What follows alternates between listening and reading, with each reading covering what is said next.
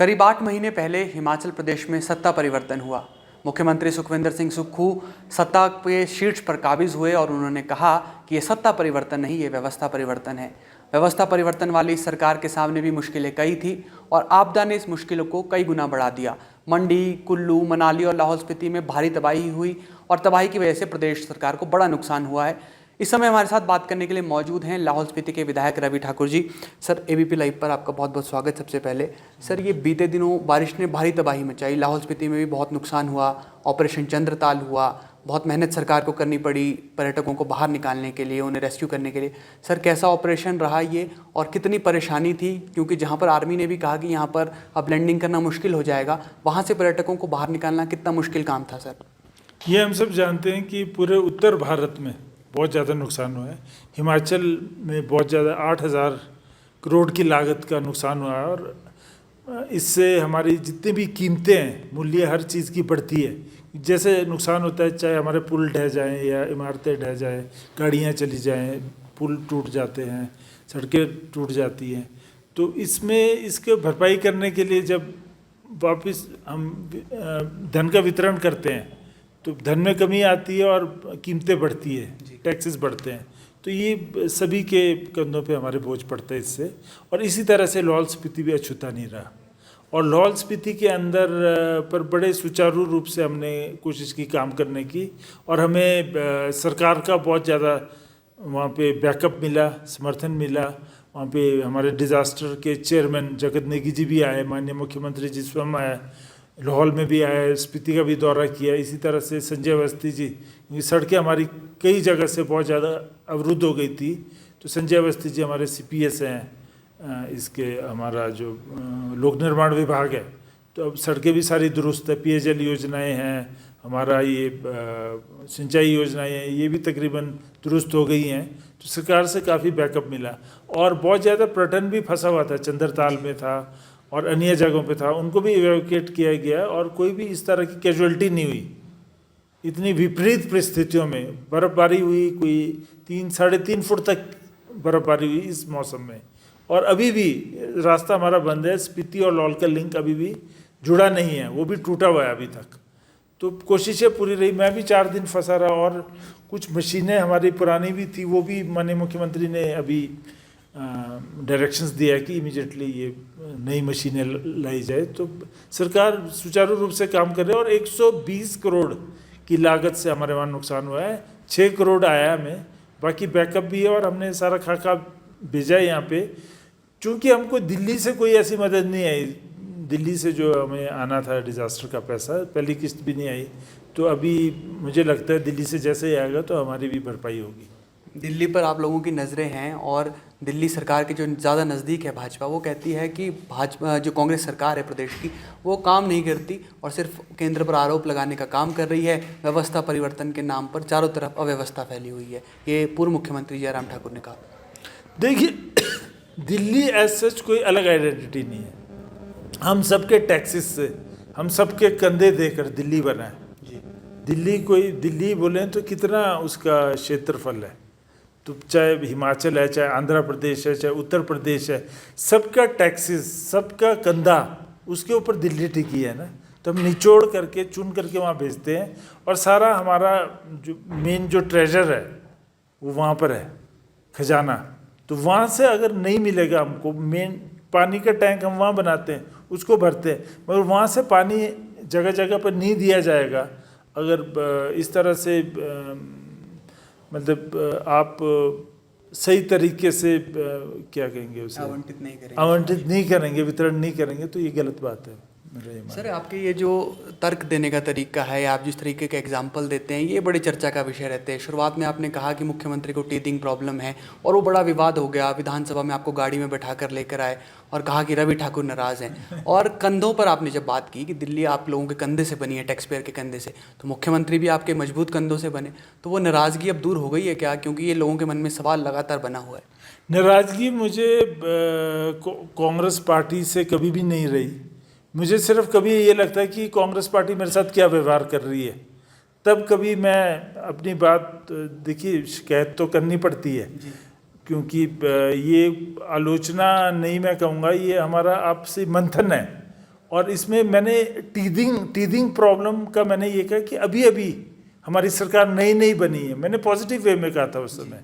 और माननीय मुख्यमंत्री जी भी विधायक से सीधा मुख्यमंत्री बने हैं, पहले उनको कोई ऐसा नहीं है 2-3 बार मंत्री रहे हों। तो ऐसा भी नहीं है कि हमारी पार्टी में या हमारे हिमाचल में बने हैं, आपके खट्टर जी भी तो बने हैं, मोदी जी भी सीधे सांसद से प्रधानमंत्री बने हैं, कभी वो सांसद नहीं रहे। तो ये चीज़ें आप तोड़ मरोड़ के कुछ भी पेश करें राजनीति में, क्योंकि मैंने तो बहुत ही पॉजिटिव वे में कहा था कि टीदिंग इसलिए कहा था कि अभी समय लगेगा तो भर दी जाएंगी। मेरे सोशल मीडिया में मैंने ये कहा था, मेरा एक ट्राइबल एडवाइजरी काउंसिल मेंबर था, उसने ये कहा था कि हमारे वहाँ जल्दी से जल्दी भरी जाए। तो मैंने सरकार से सोशल मीडिया में गुहार लगा दी थी कि हमारी इतनी पोस्टें खाली है तो आप जल्दी भरिए इसको। तो उसके एवज में जो मेरे से प्रश्न हुआ था जी, जो आपके मीडिया ने पूछा था, तो मैंने कहा हाँ थोड़ा समय लगेगा, अभी टीदिंग चल रही है, तो जैसे ही टीदिंग ठीक हो जाएगी तो भरा जाएगा। अब श्री वीरभद्र सिंह जी है, वो 6 बार मुख्यमंत्री रहे या जो भी है, या कोई और सरकारें हैं, उसमें ये होता है कि एक सिस्टम बना होता है पहले से ही, तो इसमें हल्का सा समय लगेगा। और समय लग के थोड़ा सा दिक्कत आके जो चीज़ सही होती है, मैं समझता हूँ वो ज़्यादा अच्छी होती है। बहुत अब 8 महीने का वक्त गुजर गया, अब लगता है आपको कि समस्या खत्म हुई है? मेरे सारी पोस्टें भर दी गई है, मैं संतुष्ट हूँ, काम सुचारू रूप से चला है। और हाँ, परमात्मा भी ये सृष्टि बनाता है, सब कुछ संपन्न नहीं होता है ना, संघर्ष हमेशा रहता है। हमको रोज हमको कमाना पड़ता है, वो रोज खाना पड़ता है, सो के नहीं चलेगा काम। सर, ये जो टीसीपी का नया मामला है, आपने इस बारे में प्रेस वार्ता भी की, क्या परेशानी लग रही है? किस तरह के जनजातीय इलाके में लोगों को लग रहा है कि अधिकारों पर उनकी चोट हो सकती है? सर, क्या मामला है, थोड़ा आसान भाषा में अगर हम समझ सकें। इसमें देखिए, हमारी परिस्थितियाँ बिल्कुल अलग है। हम लोगों को शेड्यूल 5 में लिया है, हम लोगों को शेड्यूल ट्राइब घोषित किया है। एरिया शेड्यूल ट्राइब एरिया, वहाँ चाहे ब्राह्मण है, चाहे राजपूत है, चाहे सभी वहाँ पे ट्राइबल्स है लाहौल स्पीति के अंदर, क्योंकि वो विपरीत परिस्थितियों में, भौगोलिक परिस्थितियों में, जहाँ की दूर दराज दुर्गम क्षेत्र है और भारी हिमपात होता है, पहले 6 महीने कटा रहता था इलाका, तो वहाँ पे जैसे हमें ट्रांसमिशन लाइंस और ऑप्टिकल फाइबर्स या एग्रीकल्चर, हॉर्टिकल्चर, मोनोक्रॉप होती है, और we are not rubbing shoulders with general people. तो इस तरह की दिक्कतें हैं, परेशानियाँ। और दिक्कतें परेशानियाँ क्यों? भौगोलिक परिस्थितियों के कारण। हम हर जगह मकान नहीं बना सकते, हर जगह वहाँ पे एवलांचेस आते हैं, या नाले हैं, या ठंड ज़्यादा पड़ती है, या बहुत सारी ऐसी परिस्थितियाँ। तो वहाँ पर टाउन एंड कंट्री प्लानिंग लागू होना चाहिए, नहीं होना चाहिए, ये अभी प्रश्न चिन्ह है। हमारा पिछली सरकार में ये था कि हम मास्टर प्लान लागू करेंगे, जिससे कि एक रूपरेखा, जैसे भूटान में है या नॉर्थ ईस्ट में, एक सौंदर्य बना रहे इलाके का, ये हम चाहते थे। मगर अभी जो पिछली सरकार थी, इन्होंने हूबहू जो नीचे छापा होता है ना आपका, चंडीगढ़ में या दिल्ली में या शिमला में, वही छाप दिया वहाँ पे ले जाके। तो वो कैसे चलेगा वो काम? ज़मीनी हकीकत से दूर था। हाँ, बिल्कुल दूर था। तो लोगों को वो रास नहीं आया, पसंद नहीं आया, तो धरने पे बैठे हैं। और धरने पे बैठे हैं तो मैंने कहा बिल्कुल आप का स्वागत है। माननीय मुख्यमंत्री जी से उनका मीटिंग कराया, और माननीय मुख्यमंत्री जी ने पूरा संज्ञान लिया, और सरकार इसमें SIT बना के जल्दी इसको देख रहे हैं कि वहाँ पे क्या लागू होना चाहिए 6 पंचायतों में और अन्य जगहों में। सर, आपकी कॉन्स्टिट्यूंसी में अटल टनल बनी जब से, उसके बाद एक अलग इसे विश्व पटल पर देखा जा रहा है, खूब वाहवाही हुई, और ये चुनाव से पहले बनी थी। तो आपको लगा था कि अब भविष्य में जब चुनाव लड़ना होगा 2022 का, क्योंकि प्रधानमंत्री नरेंद्र मोदी और भाजपा श्रेय लेने का काम कर रहे थे कि अटल टनल जो है वो भाजपा की देन है, तो कुछ डर लगा था आपको कि अटल टनल अब कहीं भविष्य की राह मुश्किल ना कर दे?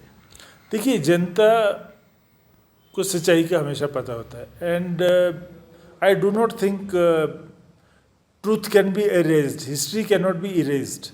चाहे आप जो मर्जी पट्टिकाएँ लगा दें, कर लें, इतिहास है। मैं तो समझता हूँ एक संग्रहालय लाहौल में बनाऊंगा मैं, जिसमें अटल टनल की सच्चाई तारीखों के साथ, और हमारे जो तस्वीरें हैं उनके साथ, और सैंक्शंस के साथ मुझे लगानी पड़ेगी, क्योंकि ये बहुत बड़ा हमारा एक अचीवमेंट है जो कि हमारी सरकारों ने किया है। UPA 1-2 में जब डॉक्टर मनमोहन सिंह सरकार ने इसका निर्णय लिया और कैबिनेट में पास हुआ था। 1355 करोड़ दिया गया था अटल टनल रोहतांग के लिए। और सबसे पहले श्रीमती इंदिरा गांधी 72 में आए थे, तो उस समय लोगों ने कहा था, तो उनका सपना था, उन्होंने DPR के लिए 7 लाख रुपए कहा था कि यहाँ से आप, उन्होंने कहा था कि मुझे नहीं मालूम था कि मैं चेयरमैन भी हूँ BRO की, तो बोला मैं अपना उनको साथ लेके आती फाइल, BRO वालों को लेके आती। तो उस समय क्या चला है, अगर आपने एक इमारत भी बना रही है, घर भी बनाना है, तो पैसे का प्रावधान करना पड़ता है, DPR बनानी पड़ती है, ज़मीन लेना पड़ता है। ये तो एक इतना बड़ा पहाड़ काट के आप सुरंग निकाल रहे हैं, तो इस समय तो लगता ही है। उसके बाद राजीव गांधी जी और बहुत नेता थे ऐसे, श्री वीरभद्र सिंह जी है, प्रतिभा सिंह जी है, इसमें बहुतों का योगदान था। और मैं ये नहीं कहूँगा, जब अटल टनल रोहतांग शुरू हुई उसके बाद हम भी मिले, मोदी सरकार थी, हम अपना पारेकर जी से मिले, उनसे रिक्वेस्ट किया कि इसमें इजाफा किया जाए, अब धन की कमी आ रही है। तो वो बात भी छुपी नहीं है, मगर ये कहना कि भाई ये मेरी जेब से निकला है, वो चीज़ नहीं है। किसी के अपना धन या संपत्ति नहीं है, ये हमारे भारत सरकार का है। और किसकी सोच है, ये तो सोचना है। अब आइंस्टाइन ने क्या खोज किया, आज हम उसका सब इस्तेमाल करते हैं।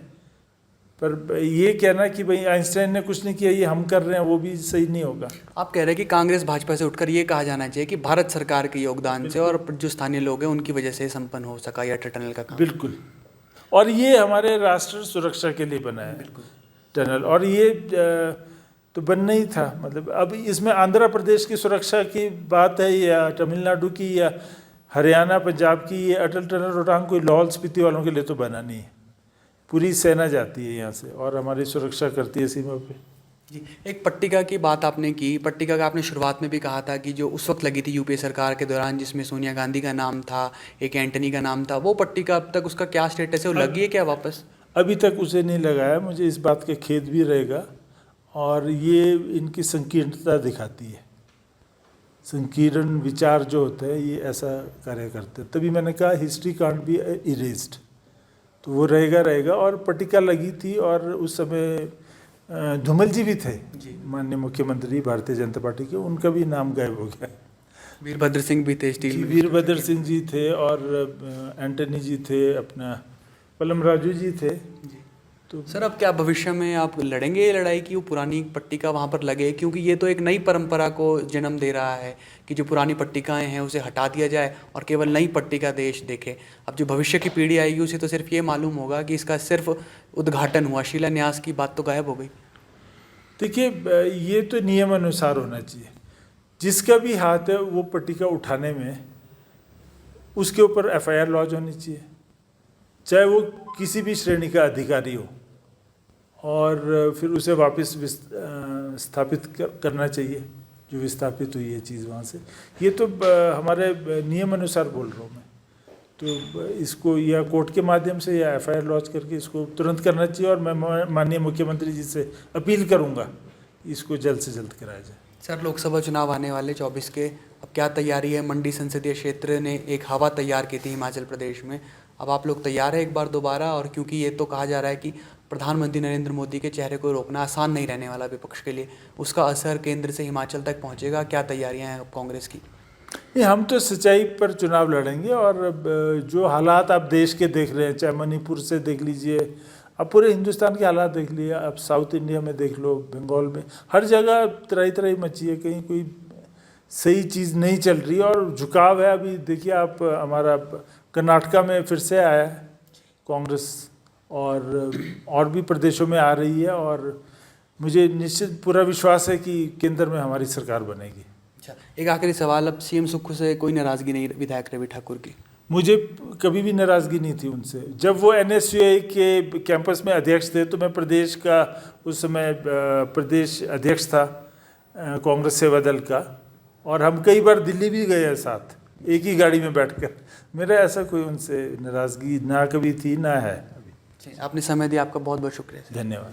लाहौल स्पीति के विधायक रवि ठाकुर हमारे साथ मौजूद थे, और आपने सुना कि इन्होंने जो टीथिंग प्रॉब्लम वाली बात कही थी उसे मीडिया ने गलत तरीके से पेश किया, ये इनका आरोप है। और इनका यह कहना है कि मुख्यमंत्री से ना तो नाराज़गी थी और ना ही नाराज़गी है।